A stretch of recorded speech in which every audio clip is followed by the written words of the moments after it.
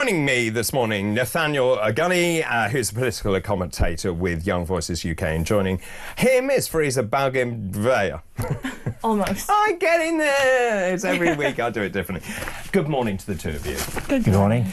Shall we start with this big story here about Zelensky, Putin? This is the front page of the Sunday Telegraph today. Putin shatters own truce. We heard this yesterday, that basically Zelensky has accused Moscow of failing to uphold an Easter truce announced by Putin. Putin said we're going to have a 24-hour ceasefire to celebrate the holiday, and of course that wasn't actually kept to at all. Let me ask you the question, if I may, that I'm asking everyone this morning, just in terms of a sort of broad brush perspective. Who do you trust the most out of these two? Zelensky, Putin, neither, both? Undoubtedly, it has to be Zelensky, right? Undoubtedly, it has to be Zelensky. Why? I think you look at the heroism of Ukraine and the fate of their invasion. You look back at the time of the invasion, it was thought that Ukraine wouldn't hold out for more than 6 weeks. Now we're a few years in, and they're still managing to repel their attacks. There was the ceasefire that Putin sort of talked about. I don't think that's sort of been upheld by Russian forces. I think there have been drone attacks in the Ukrainian capital. I think there have been artillery attacks elsewhere. And so we consider this as someone who isn't sticking by his word on the Russian side. That's a really important point. Is it that Putin isn't sticking by his word, or is it actually he's lost control of some of those forces? Because just going back to that original point you made, Putin believed he could take over those territories of Ukraine very quickly. The war would be over very, very quickly. Of course, he's been proved wrong. I think he underestimated the Ukrainian forces. And I just wonder whether actually underneath him there are people who are disobeying his orders. They can see that the writing is on the wall for Putin, or is it actually that Putin actually never ever intended to keep his promise?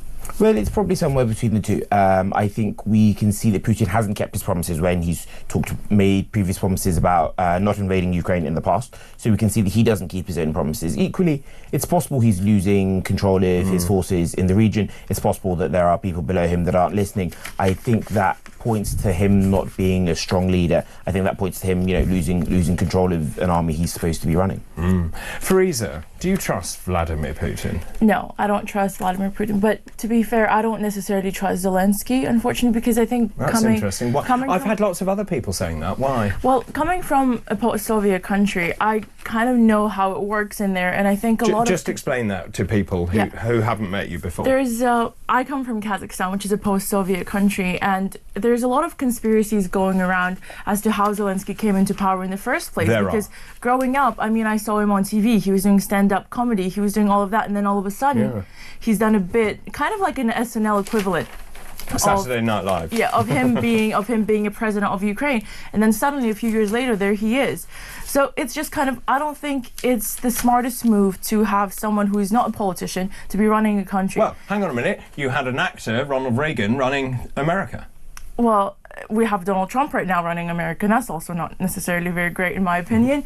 But I just think that right now how he's dealing with the war is respectful, and the way he's handling it is way more respectful than Putin. And the fact is that no one really disobeys Putin in Russia and people under him. That's not a thing that's happening. Because I don't think you would survive, would you? If you disobey him, if you don't listen to what he wants to say, to what he wants to do, then you're out of there.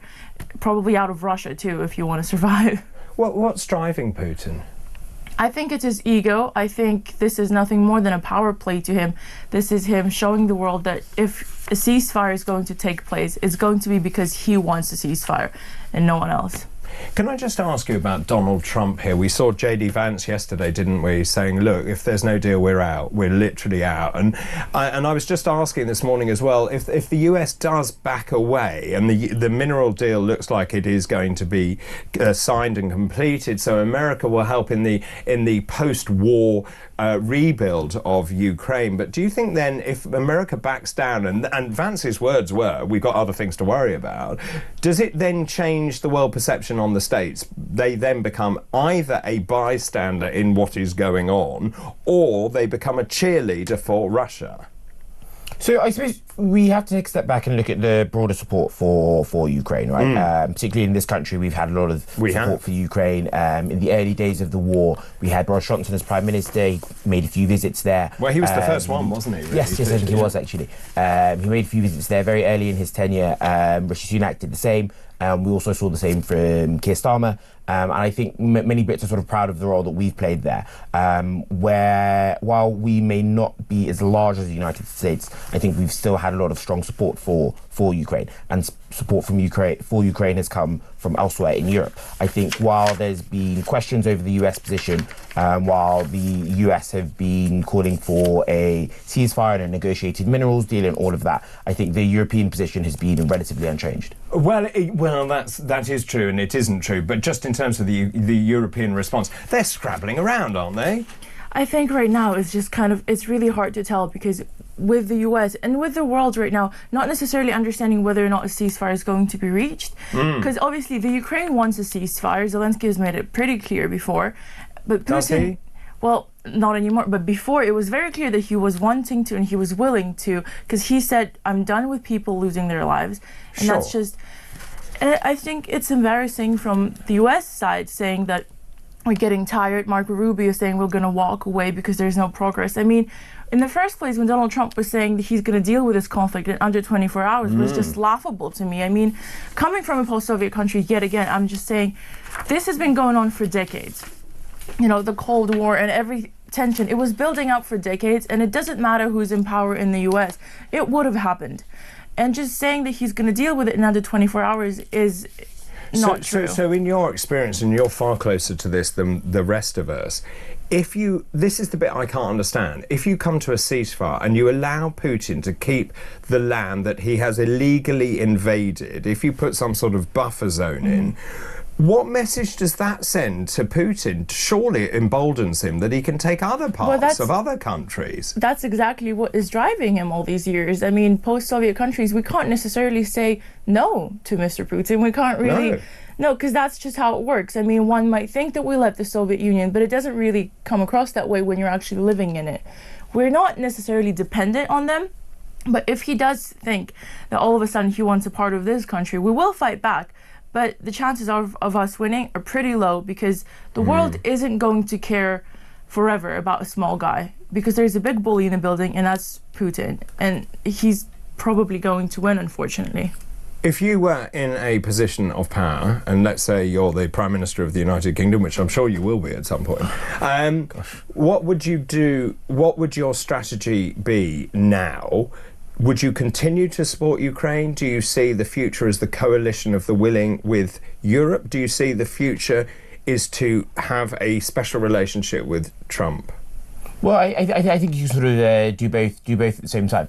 I think we can have a strong relationship with Trump. I think he's coming for a state visit, perhaps in September, but I think dates are... Yeah, he's loving that. Yes, yeah. And I think it's the first time that we've offered a second-term US president a state visit. It is. So in the past, they've come and they've had tea, I think, at Windsor Castle, or sort of lower key things, but now he's got a state visit for a second term. Obviously, there's been a gap between the first and the two. That's the beauty of the soft power of the United Kingdom. Well, quite. We get to roll the royal family out, we get to do the military ceremonies, we get to do the fly past, and it's a genuinely special thing. It's a thing that we can offer that no other country can. But coming back to the Ukraine question, I think it's important that we continue to support Ukraine. I think the Prime Minister announced the raise to defence spending 2.5% of GDP Correct. Not too long ago.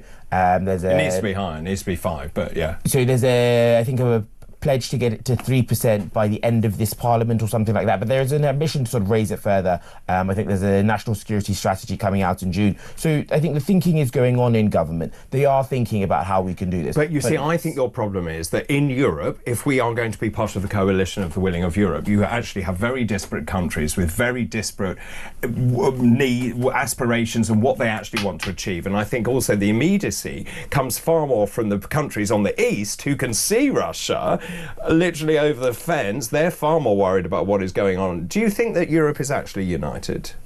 So I think we're united against Russian aggression. Certainly. I think whatever capital you go to, whatever meeting you sit in, you will hear there's unity against Russian I hear a lot aggression. from the EU. Where there is, I think, a difference perhaps is in the strength of feeling or in the resources that people are willing to dedicate to it. So whereas, as I say, we've dedicated a lot of our resources, both military and humanitarian, whereas we've been able to convene other countries in support of Ukraine, I think other countries have been slightly more reticent to express That is their brilliant fundamental political support. speaking. I have to pause there for a moment. Thanks so much for your insight as well. Obviously living it as well. Thank you for the moment. We'll continue with our Future Politics panel after this break.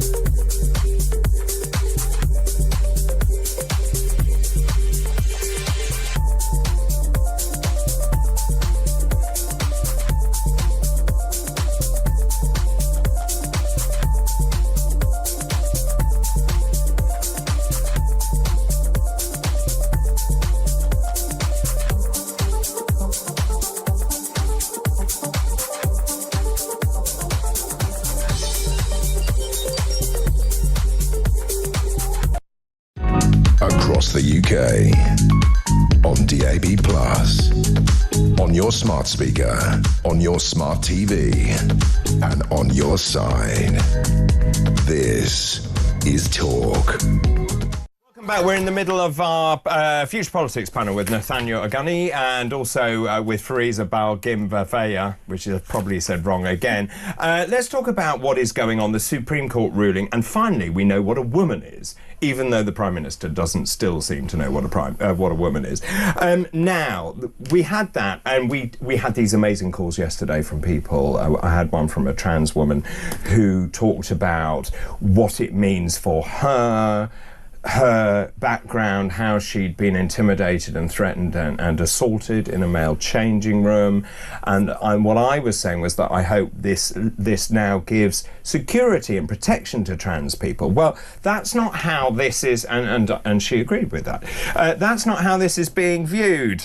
Police are investigating after statues were targeted with graffiti. Thousands of trans rights activists crowded into central London.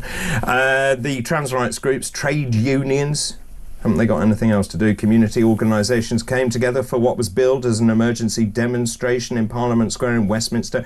They demanded trans liberation and trans rights row. They were waving flags, talking about the Palestinian trans fight. That's an oxymoron.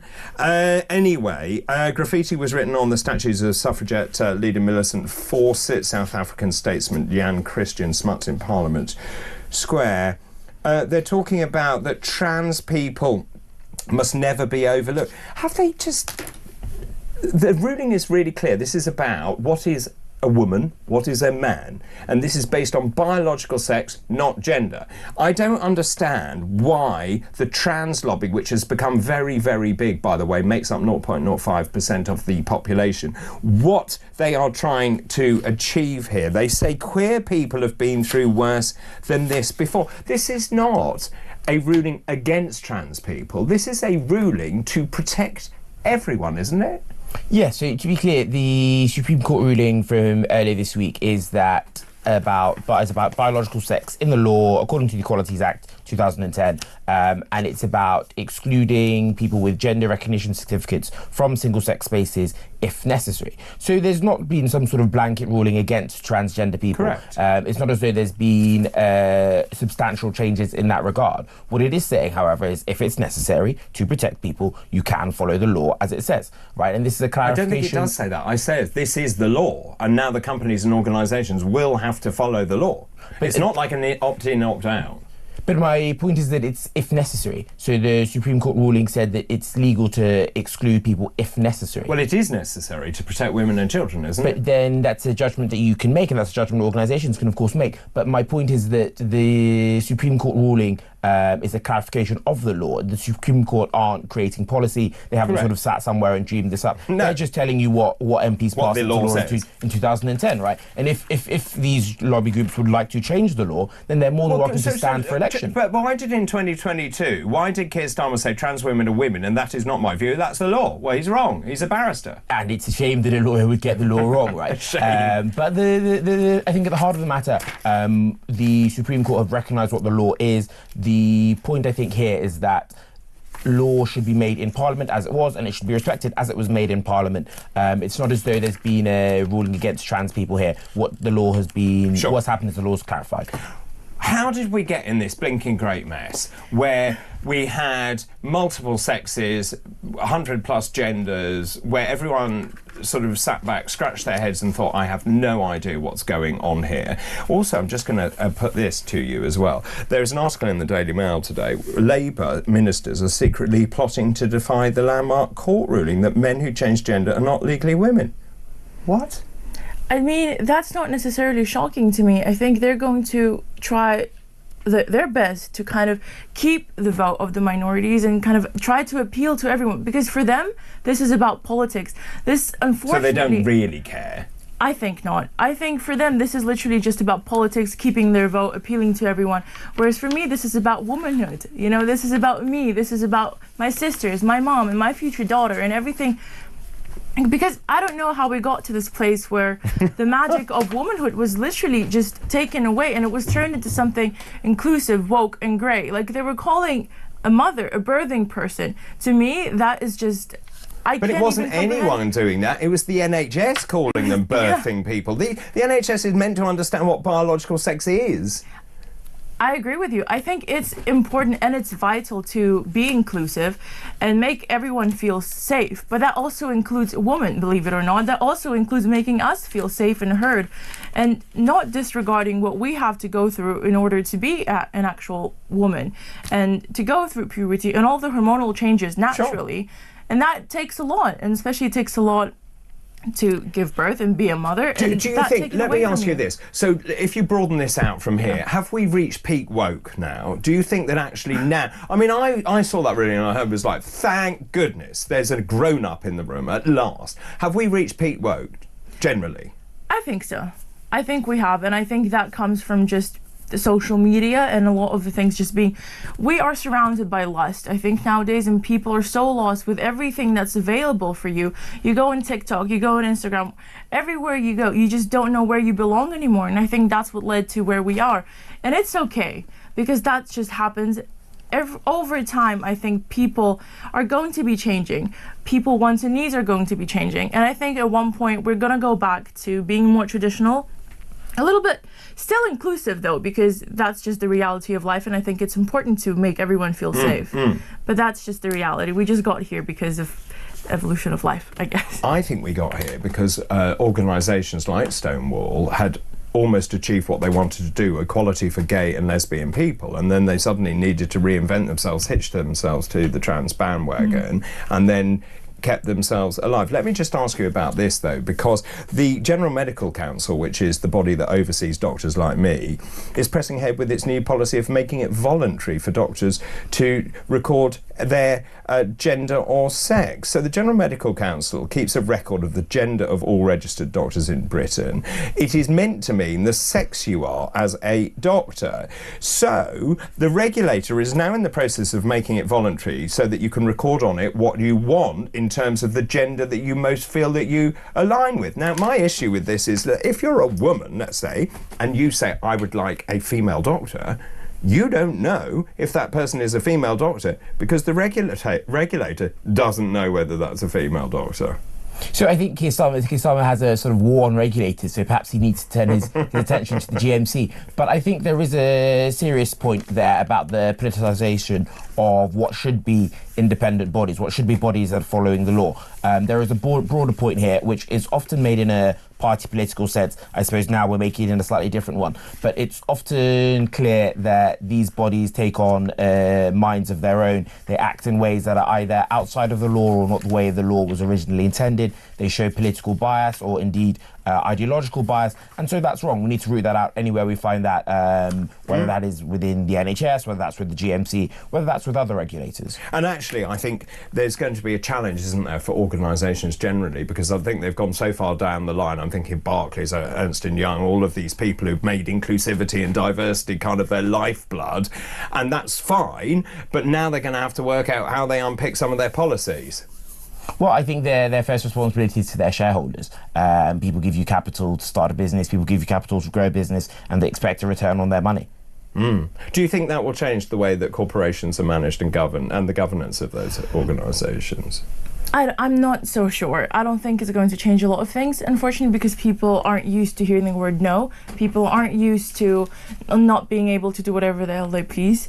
And I just think that chaos and protests and people disrespecting that new law and the court ruling is going to happen, whether we like it or not, I think. Do you? 100%. It's going to happen. People aren't used to being told, no, you can't do this, you can't do that. Why aren't they? Well, because all these years, the past few years specifically, it was just a push and a push for more and more and more and shoving women aside and doing what they please. This new thing that a woman is not going to know whether or not her doctor is a female or not.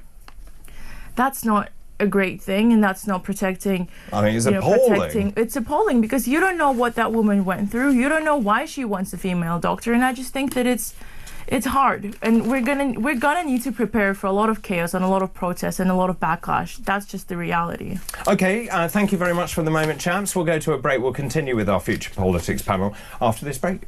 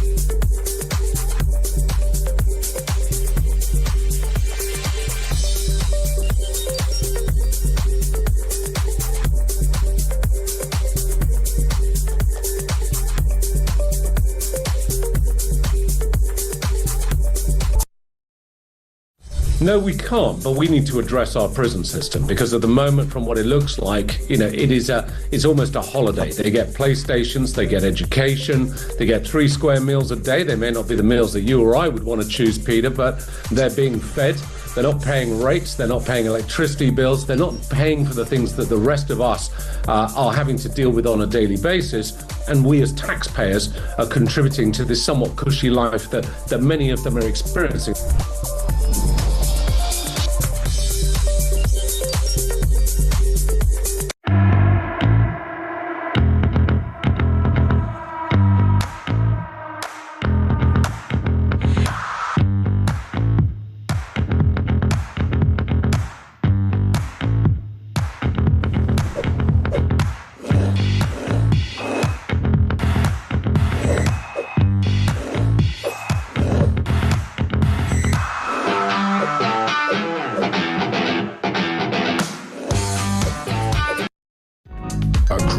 UK. On DAB+, on your smart speaker, on your smart TV, and on your side. This is Talk. Welcome back. This is Talk. I'm in the middle of a conversation with Nathaniel and Fariza. We're in the middle of our future politics panel. Let me ask you about this, because young people are increasingly important in terms of the way the political parties are trying to engage with young people, the advent of Instagram and TikTok and all these social media platforms and so on. Now, this is a great article in The Guardian I mentioned to Charlie earlier. Senior Labour figures are urging Keir Starmer to take a leaf out of Donald Trump's book and make more frequent media appearances in an attempt to dominate the political agenda, just like the US president does. They say they want the Prime Minister to act more like Trump. He upends political convention, he speaks from the cuff, he calls into TV talk shows like this one and just tells them about policy. Is this the strategy for Keir Starmer? Because he is a bit, well, boring, isn't he? To be honest, I'm not sure that's necessarily a path that Keir Starmer should follow. Why not? I think what young people want from politics, certainly what I want from politics, is cheap housing. I'd like, lots of building in London. I'd like to get somewhere to rent with friends. I'd like a good job. I'd like things like that, right? So when I go to that, I think there needs to be a bit more substance than presentation. I think, you can't sort of tax your way to prosperity, and there have been tax rises recently. So I think it's about giving young people especially, so you want substance, the chance to succeed. Yeah. Right. And in terms of the parties and the leaders that you believe in, what do you look for? Is it someone who is a bit boring and just says it as it is? I mean, so what I'm getting at is that many years ago, when we didn't have 24-hour news cycles, the way that political parties ran was they had a media grid. On that media grid, they would then give you a one-pager. These are the lines to stick to. You can still see some politicians do it. And Labour actually is guilty as any, because they keep coming out with the same phrases, working people, for example, which comes out every 5 seconds. But the world has changed. And I'm just wondering what it is that attracts you as a young person to politicians, particularly. I think for me, it's really important for a politician to be diplomatic, to be able to hold his own and deal with absolutely anything that comes his way, whether or not it's negative backlash from something that people don't agree with, because let's face it, that is happening everywhere. People are never happy fully.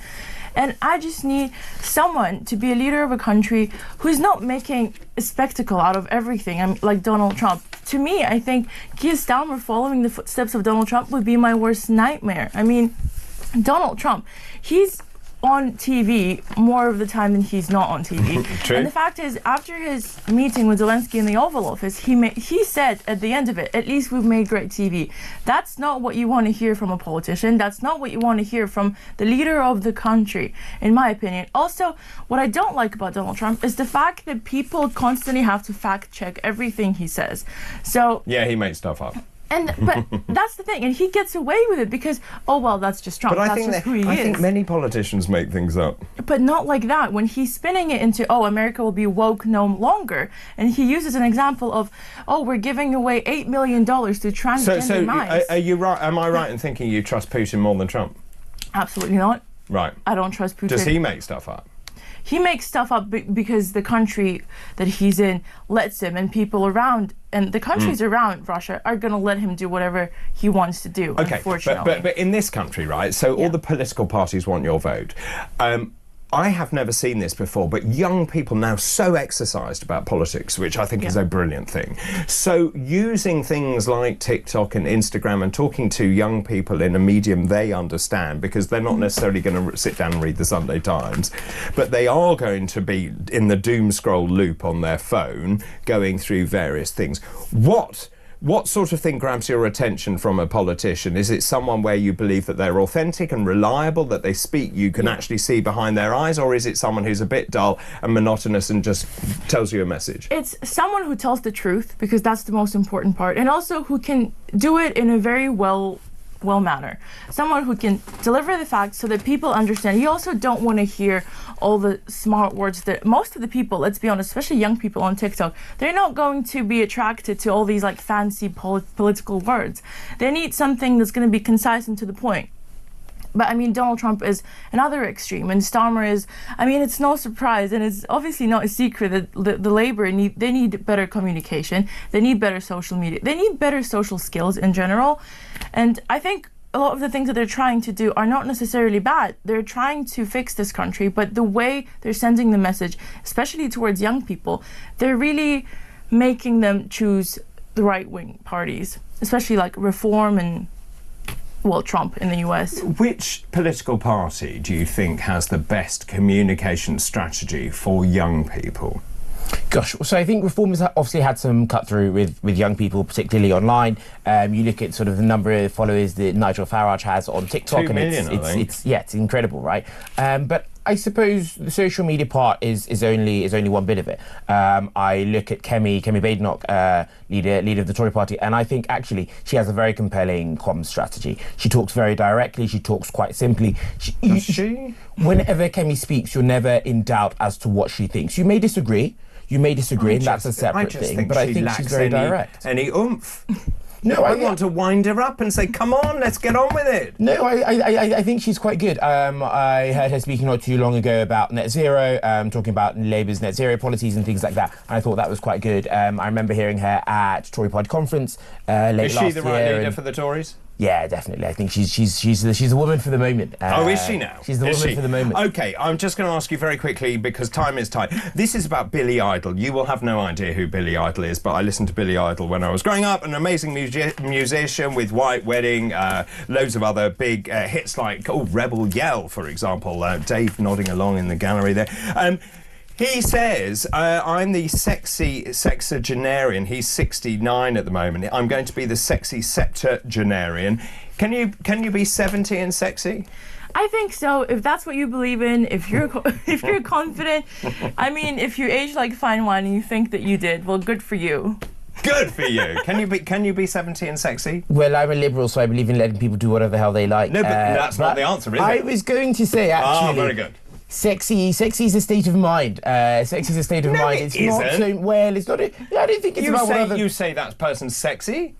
You know, I assume you do. You don't know what I do in my spare time, but I think it's about. I think it's a state of mind. Can you be sexy in 70? Yes, you can. Hurrah! We got there in the end. Thank you very much to both of you, to Nathaniel Ogunniyi, political commentator with Young Voices UK, and Fariza Balgin Pavea, which probably I still haven't said right. Thank you very much. That